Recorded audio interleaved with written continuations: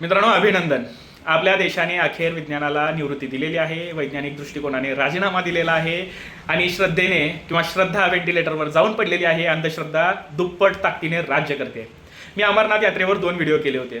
त्यामध्ये एवढंच सांगितलं होतं की बर्फाचं शिवलिंग ही नैसर्गिक प्रक्रिया आहे. खडकांच्या भेगातून झिरपणारं पाणी, कमी तापमान आणि ती पाणी गोठल्यामुळे बर्फाचा एक स्तंभ तयार होतो, ज्याला आपण अमरनाथचं शिवलिंग म्हणतोय. असे शिवलिंग आईस केव मध्ये सुद्धा आहेत, ऑस्ट्रेलियामध्ये सुद्धा आहेत. अशा अनेक गोष्टी सांगितल्या होत्या.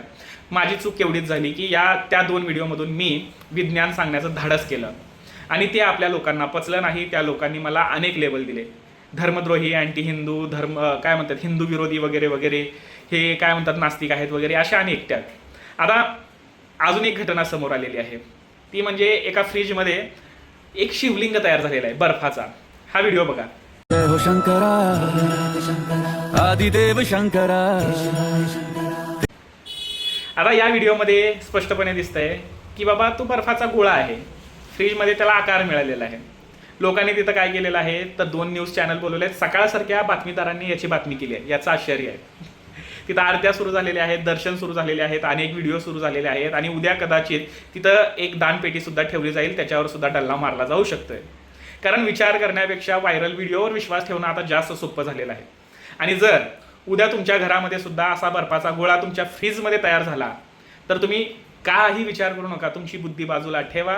त्याला एक हार आणा, 4 फुलं टाका, नारळ फोडा आणि 4-5 न्यूज चॅनल बोलवा आणि त्याला चमत्कार घोषित करा. विज्ञानाला बाहेरच ठेवा बरं. कारण जर विज्ञान आतमध्ये आलं तर चमत्काराचा व्यवसाय, त्याचा धंदा बंद पडेल.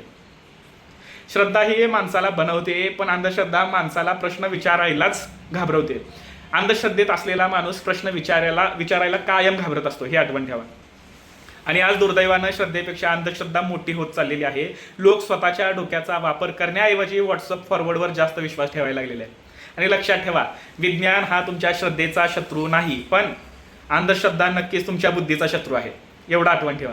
आणि देशाला खरंच मंदिराची आता सध्या काहीच गरज नाही आहे. देशाला शिक्षणाची गरज आहे, हॉस्पिटलची गरज आहे, मोठमोठ्या चांगल्या रिसर्च सेंटरची गरज आहे, जिथं वैज्ञानिक दृष्टिकोन तुमच्या डोक्यात पेरला जाऊ शकतोय, ना की असल्या फ्रीजमधल्या गोष्टी, इकडच्या तिकडच्या धार्मिक गोष्टी तुमच्या डोक्यात भरल्या जातील.